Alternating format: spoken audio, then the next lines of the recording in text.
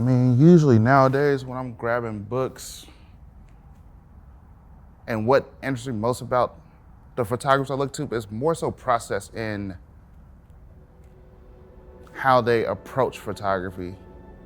And it's more so through the things they're not saying, right? Because as photographers, we carry so much, our lived experience, how we view the world, where we come from, and a lot of that, like DNA is baked into our work, if we wanted to or not. So a lot of times I'm picking up work that make me think about the photographer in that way, right?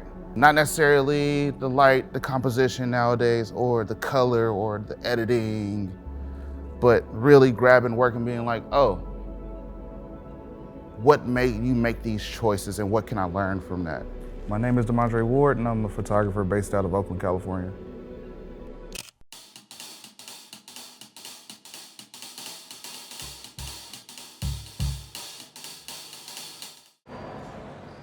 If I got a full day of shooting, right? I'm probably downtown Oakland for the morning time, go to the city when it slows up, then come back. But like the BART station is usually the warm up. It's like, okay, like I'm calibrating my brain, my eye, used to whatever focal length I'm shooting. And this BART station is always pretty cool because it's so dynamic because you have so many things going on and so many different layers and levels. I've made a lot of cool photographs in this BART station.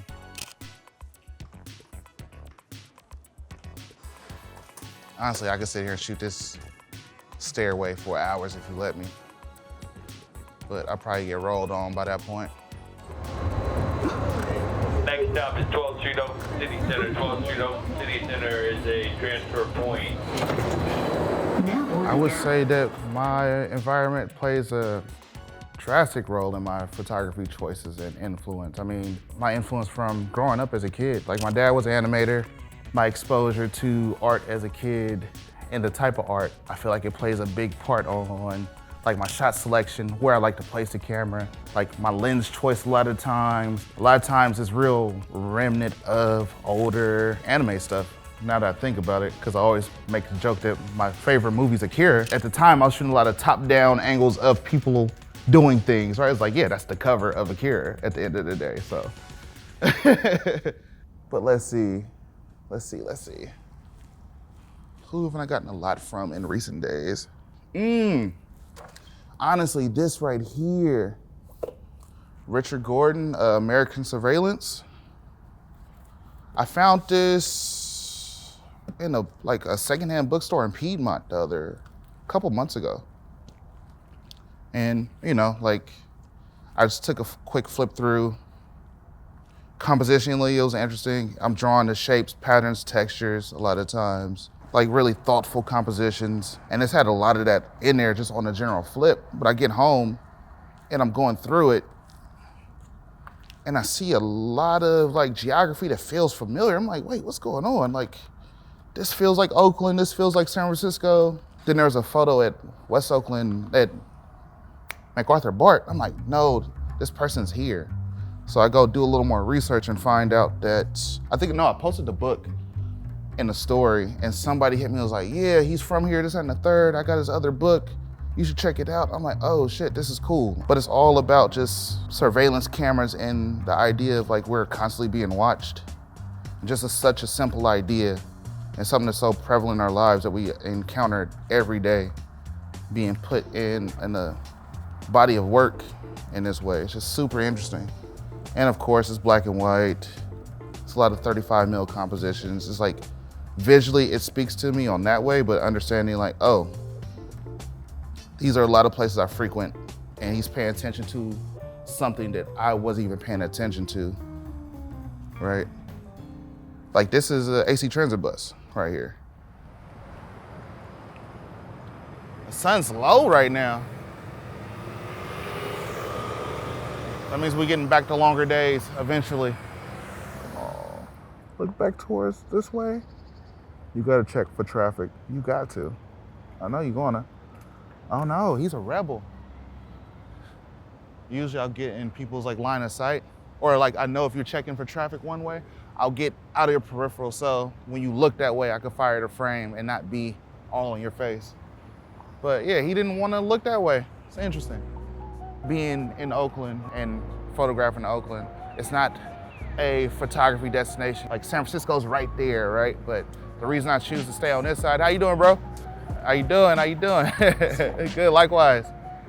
Reason I like to stay on this side, one is home, and two, like the intangible skill of building rapport and being comfortable in space with people. You can only do that through repetition and being in space with people that you see all the time. And it's like, once you realize that people are people, you can kind of go to any space and do that, right? Like I could be in Mexico City, the language barrier and all, and feel comfortable because I understand that we are one and the same, and you have to build a foundation, and that's what being here and photographing in Oakland does for me. And I feel like it does that for a lot of folks too, if they really pay attention and understand what that is. And a lot of time too, it's like, I might make 1 or 2 photos here, and I'll probably stand here or stand in a space for 30 minutes, an hour even at times. So it gets to the point, like if I'm walking through here and people don't see my camera, they feel weird. They're like, wait, what's going on? Where's your camera? But it's usually like in my pocket or something, because at the end of the day, we in Oakland. Good seeing you, buddy. Yep. A lot of the times, like being out on the street, studying habits of humans and creature habits, kind of the things that people do when they're waiting at the crosswalk, like, or if the sun's in their eye, they're gonna do this, or they gotta look for traffic, so just paying attention to those things, or knowing that they might not wanna be in a frame or stand in a position that's not advantageous for your frame, so get in their way, so they have to walk to where you want them to go, right? Because that's what makes it fun.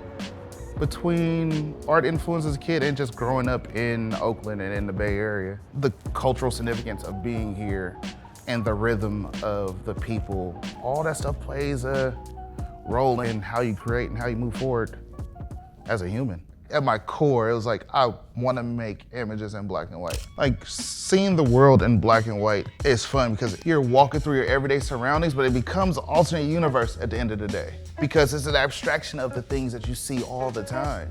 Because the void of color is like now the way these shadows and these tones and these textures play together is something completely different from everybody's perception of the same space we all engage in, right? And that's, I think over time, that's been the fun part about black and white for me. It's how do I take my everyday surroundings and make art out of it? I feel like everybody's gonna expect me to grab this book, which is fine. Oh, favorite book of all time, right here. Under the Grudging Sun, Alex Webb's Haiti work. It's so beautiful, bro. His compositional prowess and the way he processes visual information. When you're doing frames this complex, you can't see what's going on. It's too much. Because by the time you process the visual information and hit the shutter, it's gone. He's shooting off of just a reaction a lot of the times. And just like a hypothesis, like I feel this, I think this is happening. So I'm gonna fire the frame, right? And he say 99% of it's failure, but when it hits, it's like you can't deny it, right? Like to be able to see all this in real time, it's a very difficult thing. And he says that a lot of times he don't see it. It's just, he feels that it's happening, so he fires a shutter. I think for a while, I've always thought about black and white versus color. Either you shoot black and white or you shoot color, and you don't dabble in between. Or there was I can't give you the exact moment where I go, I want to explore more color in my personal work. And I ran into the trepidation of, oh, if I start shooting more color, I lose my identity, right? And I feel like we all, as photographers or in any endeavor, we all feel that way, right? Like if I stray too away from the thing that people know me for or love me for or what people identify me with, then I lose my identity. And when we lose identity, we feel like we have nothing to contribute to society. And if we have nothing to contribute to society as human beings, we feel like we are essentially useless. For me, it was like, no, but I do like color, right? Or if I keep telling myself the story of that I must shoot black and white all the time, like how much more am I leaving on the table? And I was like, you know what? Let's start shooting more color. And with that, I think I read Joel Morowitz's book, Question of Color, and a lot of the stuff he said in there, I agreed with. I was like, yes, this makes sense, right? Like, color is how we see the world. That's what it is. There's so much story and nuance in color that you aren't privy to when you're shooting black and white. A lot of times, with that thinking, we leave a lot on the table for ourselves. So for me, black and white and color is a both and. I think as our goals as image makers, we're communicating into that. It's a cool little scene. It's kind of fun watching, it's like scenes play out in front of, in the viewfinder. You're paying attention to like multiple elements in the frame or in the scene or whatever. And due to their environment, they're gonna interact with it a certain way. And kind of anticipating what they're doing is like, oh, it's couples taking a picture because there's some tourists with this guy in the background on his walk with the ships in the background, right? Then it's like, oh, we're by the water, so there's probably gonna be a seagull or two flying through, and just seeing like how you can organize in a way that's interesting and legible enough to get that idea across of just people enjoying this space. Most of the time, it's not the first frame.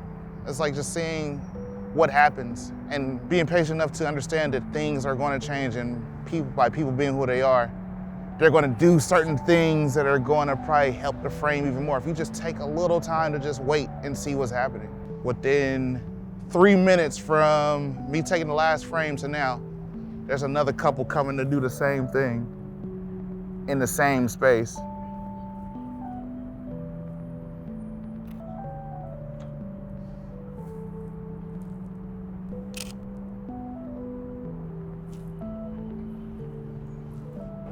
All right, we can move.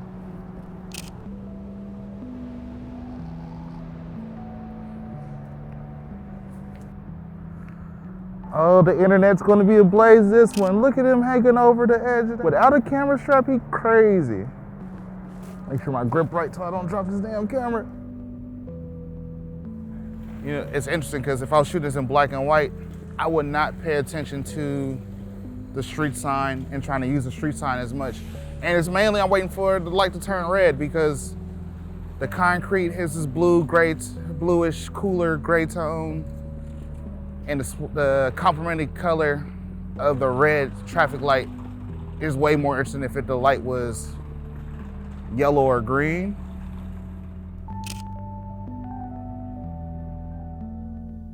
Technology has put us in a position where you have so many choices. And those choices a lot of times can be crippling. Even now I get gear paralysis leaving the house. Like, do I want to take this camera, this lens, or this camera? I feel like we get gassed. We want gear acquisition syndrome. When you're able to get the things that you see all the time and you're curious, so you just go buy a bunch of shit. So that's kind of what happened. Like I bought my Q2 mono. Then right after I bought the SL2-S, because I was like, oh, I've been wanting one for so long. Seems like a cool camera. So I bought it and it was like, okay, like this is great. But I was still so fixed in learning the black and white camera that camera didn't get no burn.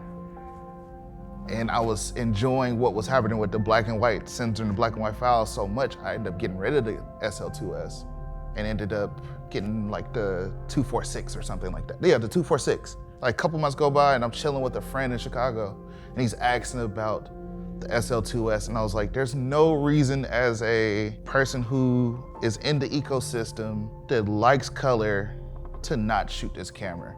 And I started pulling files to show him. He's like, oh, these are fucking sick. And I'm like, why did I sell that camera again? So I instantly came home from that trip, then went to go picked up a camera, and it's been back in the rotation ever since. But it's not necessarily because I wanted the camera back because I missed it. I realized what the camera could do for me. And it's not just that camera specifically, it's thinking about gear as tools to help you discover different ways to engage photography and engage whatever you're in. And that camera, SL2-S specifically, at that moment gave me a different way to engage photography and to think about making images that I felt like there was some sort of void and I was missing something in that way. So I ended up picking up the camera, and till this day, it still does that for me. And I don't see myself getting rid of it no time soon. The leatherette's all beat up, it's scratched, it's been banged up against a couple things, but at the end of the day, that's what it's made for. That was kind of in Mexico City, it was more of an exercise. It's like, okay, like, what areas do I feel like I could tighten up on, and let's drill on those for the most part for 4 days. And it's like, we in Brooklyn? We are everywhere with it, honestly. Everywhere? Yeah. Yeah, we back in the Bay. Okay. It's at Oakland too. Mm-hmm. As a photographer, I didn't realize how important community was until a lot later in the journey, right? Because at the end of the day, when you're learning photography and you're trying to get better, it's very singular. You're by yourself, beginning, middle, and end of the process, from the conception to making the work, to editing, printing, or whatever, what have you, right, for so long. And after a while, only being that you're one human being and being that you have only one lived experience, there's a cap, there's a ceiling, essentially. And that's when the power of community comes in, right? Because now you could lean on other lived experiences and other perspectives and get other ideas on probably the same subject, honestly, but just that difference of perspective could change the way you perceive it entirely, or just add to your own experience. The growth happens exponentially at that point. And that's what we've learned as a collective of photographers and a group of friends at this point at Oak SBC by doing Cameras and Coffee and making a space where people come together and talk about photography. I consider myself a photography lifer. And as I grow and change and evolve and become a different human being over the years, for me to say that a goal now is going to be the goal at age 60, 70 would do myself a disservice. But I think what I would love to accomplish with my photography, I want to make bodies of work that mean something to me. I want to be able to make those bodies of work to share my experience and how I view the world photographically. But at the end of the day, it's to help other photographers and help the photography community at large, because I feel like all perspectives are valid. And if I could contribute my perspective to the genre of photography while I'm here, is the goal,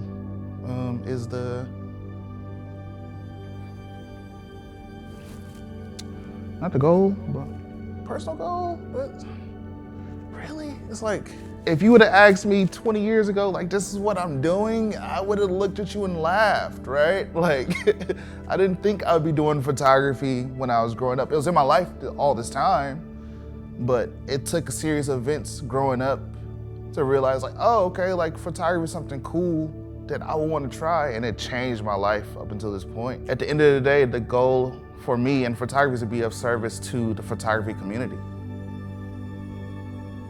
Got it. That was it. I feel good about that. What about you? Let me know if you need more. We could do it. No, that was a good ending too. Okay. I like that little snappy. Oh.